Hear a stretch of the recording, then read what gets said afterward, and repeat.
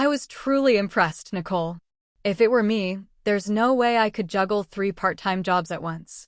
My older sister, Casey, said this while holding a champagne flute beside the Christmas tree. The designer dress she wore probably cost more than I earned in a month. You really have incredible grit. It sounded like praise, but there was an unmistakable undertone of condescension. Thank you, I forced a smile. My mother nodded approvingly from beside Casey. I'm truly proud of you. The living room was filled with cheerful family laughter, but I felt strangely alienated. Early morning cafe shifts, the university library, a late-night restaurant. For 3 years, that cycle had been my entire life. All for one dream, to become a nurse. Then my grandfather, sunk deep into the sofa, spoke quietly. Casey, your dress is lovely, but isn't Nicole's effort something different? The room shifted. He turned to me. Nicole, tell me, why do you work so hard? I answered honestly.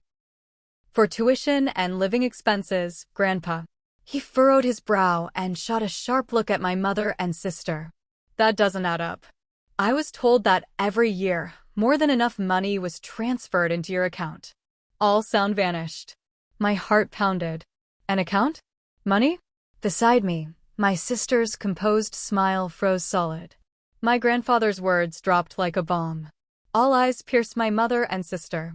My mother waved her hands frantically. Father, the money does exist, but we thought it was too soon for Nicole, so we decided to manage it ourselves. Casey cut in, regaining composure. That's right, Grandpa. She's young and not good with money. I've been saving it for her. I was planning to give it as a surprise. Right, Nicole? She even winked. But I had seen it, the fleeting fear on her face just before she spoke. Memories flooded back, luxury hotels across Europe on her social media, designer handbags every season, and the day I struggled to pay tuition. I'm sorry, I'm tight this month too, she had said, turning me down. No. The puzzle clicked into horrifying place. What had my suffering been for? Whose money funded her glamorous life? Anger rose, but I didn't explode. If I caused a scene, she'd wriggle out with another lie. I stood and locked eyes with Casey. Casey, I'm very interested in this surprise. Tell me more about it in the other room. I closed the door, shutting out the false cheer. Inside were only my mother, Casey, and me. Enough excuses. Give me the account details. Casey played the tragic heroine. Nicole, why won't you trust us? We're thinking of what's best for you. My mother chimed in, flustered. That's right. Calm down. Stop it. For the first time, I let my emotions show. I'm sick of hearing that. I stormed out, ignored the stunned relatives, and went straight to my grandfather. Seeing his worry, I simply shook my head. It was all lies. They didn't explain anything. He nodded deeply and gripped my hand. Lowering his voice, he revealed the truth. Listen carefully, Nicole. 3 years ago, your mother, your late father, and I set up a trust fund for you. The amount was $420,000. My mind went blank. That money was for your tuition and living expenses. Your mother is the trustee, but you are the beneficiary. According to the contract, $100,000 was to be distributed to your account every year. $100,000 a year, several times my annual income. For 3 years, I had sacrificed sleep. A wave of dizziness washed over me. I've never received that money. Not once. My grandfather's face twisted with fury. This isn't just a family issue. This is a serious crime. He pulled out his smartphone. I'm calling my lawyer right now. I nodded hard. This was where my counterattack began. The morning after Christmas, my grandfather, our lawyer Mr. Smith, and I sat in a private bank meeting room across from the branch manager. Mr. Smith laid out my rights and demanded disclosure of transaction records. But the manager shook his head. I fully understand your position. However, the official trustee is your mother, Mrs. Thompson. Even you, Miss Nicole, cannot be shown detailed records without the trustee's consent. I sprang to my feet. What? It's my money. I'm afraid those are the rules. All we can confirm is that funds have been transferred every year to the designated beneficiary account. It was an overwhelming wall. We left the bank empty-handed. That afternoon, Mr. Smith summoned my mother and sister to his office. He confronted them with the facts. The trust existed, and $100,000 was transferred annually. Casey immediately launched her counterattack. See? I told you the money is being managed properly. You're just too young, so Mom and I are protecting it for you. Even the bank acknowledged that. Her attitude was arrogant. My mother simply nodded beside her. Mr. Smith spoke calmly. We can petition the court to force disclosure. However, it will take time. In that window, my sister could destroy evidence. Protected by the law, she looked as though she was laughing at us. This wouldn't end here. If the law couldn't move quickly, then I would. On the drive home, I suppressed my frustration. My sister was cunning, but she had one fatal weakness: her vanity. Back at my apartment, I opened my laptop and combed through her social media. Hundreds of glamorous photos over 3 years. European trips, luxury restaurants, designer brands. I zoomed in on every detail: dates, locations, friends, comments. Hours passed. Then I found it. A photo from an Italy trip 6 months earlier. Casey posed on a luxury hotel balcony. Among the comments was one from an unfamiliar account. Casey, such a wonderful trip. Did everything work out with that private bank? Private bank? My chest tightened. I looked up the account. It belonged to a friend who worked at a Swiss financial institution. I became certain my sister had another flow of money completely unknown to me. I kept digging. I had no legal authority, so I couldn't obtain direct information. But that wasn't my goal. I was looking for patterns. Then I found another clue. A photo of an airline ticket she had posted. In one corner was a small printed string. A customer management code for a specific travel agency. I jotted it down and called Lauren, a college friend interning at a travel agency. Lauren, it's Nicole. Sorry to call out of the blue. I need a little help, just general information. I explained briefly. Do you know which agency uses this kind of code? Lauren lowered her voice. That code belongs to Global Travel Consulting. They provide concierge services for the ultra-wealthy. They only deal with very exclusive clients. Exclusive clients. Without my trust fund, Casey couldn't afford that.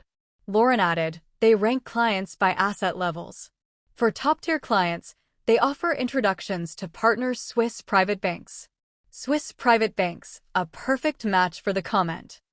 That call yielded far more than I expected. I contacted my grandfather and Mr. Smith. After hearing my report, Mr. Smith said, "Excellent work, Nicole. There's a high probability your sister moved funds from the trust into her own accounts, then overseas. If we'd only looked at domestic accounts, we'd never see the full picture." His words strengthened my conviction. We need to make her let her guard down. If she believes we're still struggling, she'll slip up. Mr. Smith agreed. We'll proceed slowly with the court petition. In the meantime, can you obtain decisive evidence? Yes, I answered firmly. Her vanity is her weakness. That's where the opening will appear. A few days later, I visited my mother, looking utterly exhausted. Mom, I'm so tired. Even Mr. Smith says there's nothing he can do against the bank's rules. We'd have to file a lawsuit. It would take too much time and money. I sighed. Maybe Casey was right. I doubted her, and I tore the family apart. Relief washed over my mother's face. Nicole, I'm glad you understand now. Casey has always put you first. Yeah, that's why I want to apologize to her. Maybe we could have dinner tonight. That evening, Casey showed up brimming with confidence. She flashed a triumphant smile. So you finally come to your senses? Resisting was pointless, right? Yes. I'm really sorry, Casey. I played the surrendered younger sibling. When our wine arrived, I pressed on. But you really are amazing. I had no idea you've been so successful. That travel consulting company, the Swiss bank. It's all a different world from mine. I deliberately wove in the key words. For a split second, her eyes widened. But she must have decided I was simply admiring her. Her vanity outweighed her caution. Oh my, you know quite a bit. Well, I suppose it's a world you'll never have anything to do with. She took a sip of wine and began to boast. Swiss banks are on a completely different level. Client privacy is absolute. Unlike normal banks, they don't leak information just because someone is family. If you want to manage assets safely, that's the standard. I nodded along, making sure under the table that my smartphone's recording button was on. Yes, keep talking. Tell me more in your own words. The next day, I returned to Mr. Smith's office with my grandfather. He played the audio file. When it finished, he nodded gravely. This will be a powerful weapon. It shows extremely bad faith conduct by the trustee operating overseas accounts without informing you. We can petition the court for an emergency asset freeze and a compulsory disclosure order for all records, including overseas accounts. Mr. Smith immediately called Casey's attorney. Through speakerphone, he laid out our demands. We possess an audio recording strongly suggesting concealment of trust assets. Within 48 hours, disclose all account information and present a repayment plan. Failing that, we proceed with criminal charges. No negotiation. Silence. Then the opposing lawyer spoke, squeezing out the words, "Understood. I will inform my client." As the deadline loomed, a call came. The lawyer's voice was drained. "My client wishes to speak directly.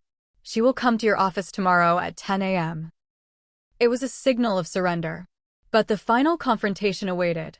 At the meeting, my mother and sister appeared. My mother looked aged overnight. Casey, her pride shattered, was hollow and lifeless. Their exhaustion was a white flag. Mr. Smith spread a mountain of transaction statements in front of them. There's no point denying it. All the records are here. Casey murmured weakly, "I understand." Mr. Smith sat back and gave me a look. This was my time. I slowly stood and faced them. I picked up one statement and thrust it at my sister. "This shopping trip in Paris, the day you bought this $5,000 bag, I couldn't afford my textbooks and lived on instant noodles for a week." I pointed to the next. "This spa while you were popping champagne, I was working a late-night shift with a high fever." Another page. "Last winter, during that record cold wave, you were at a luxury spa resort. I was shivering in my apartment, wearing my coat indoors because the heater was broken. I couldn't afford the repair." Each quiet word carved deeper into their guilt. My mother collapsed into tears. "Nicole, I'm so sorry." Casey's voice trembled. "Please forgive us. We're family, aren't we?" That word made the last trace of compassion in my heart vanish. Family? I looked down at them coldly. Family doesn't steal someone's future. Your vanity consumed 3 years of my life. And you, Mom, you just stood by and watched. You're no longer my family. Especially you, Casey. I paused, then delivered the decisive blow. Mr. Smith ran the numbers. Because of your greed and Mom's weakness, the total amount I lost comes to $38,421. That's the price you put on my future. Neither of them could lift their heads. I placed the settlement agreement on the table. Sign this. Agree to repay every cent. This isn't a negotiation, it's an order. Refuse, and Mr. Smith takes this evidence straight to the prosecutor. You can spend the rest of your lives as criminals, or you can lose everything and start from zero. The choice is yours. The powerless version of me was gone. I had reclaimed my future. 1 month later, Mr. Smith confirmed all procedures were complete. My mother was removed as trustee, my grandfather was appointed. Into my personal account was transferred everything, the amount recovered from my sister's assets and the full trust fund that should have been mine from the beginning. Rows of numbers I had never seen before appeared in my bank book. I stared for a while. Strangely, my heart was calm. The true sense of liberation came that night. First, I went to the late-night restaurant. Today will be my last day, I told the manager. He looked surprised, then patted my back. Good luck. Next, the university library. I handed my resignation to my supervisor. Sorry for the sudden notice, personal reasons. She accepted without a question. Finally, the cafe where every morning began with the scent of espresso. After closing, I returned my key. Thank you for 3 years. The owner smiled. I'll miss your latte art. 3 goodbyes. A ritual cutting the chains that had bound me. When everything was done, I walked home alone. I no longer needed to set alarms for work shifts. No longer had to squeeze time out of exhaustion. Looking up, I saw the full moon quietly gazing down. I didn't cry. I simply took a deep breath and 3 years of fatigue quietly melted away. My life changed completely. The relentless schedule vanished. Gentle time I could use by my own will, returned. Studying to become a nurse was no longer a burden. It became pure joy. My academic performance improved dramatically. I began walking straight toward my dream. One weekend, I visited my grandfather. As the new trustee, he carefully explained how my assets were being managed. Then he said, "Nicole, money is a tool to enrich your life. Never let it control you." The previous trustees forgot that. His words sank deep into my heart. Since that day, my mother and sister have completely disappeared from my life. But one thing is certain, those 3 years of hardship were never meaningless. They were a long run-up, one that allowed me to truly stand on my own. As my new life quietly began, a different kind of bill was being delivered to them. Mr. Smith sent a final report. My sister Casey lost everything: the luxury apartment, the credit cards, the brand name goods. She now lives in a cheap suburban apartment, working the waitress job she once looked down on, living only to repay her enormous debt. Her friends vanished. Her social media fell silent. My mother lost her home and now lives alone, confronting the weight of her own sins. I quietly closed the report and looked up at the blue sky. There was no longer anger, hatred, or even pity in my heart. I simply accepted the facts. Their story, painted over with greed and lies, was over.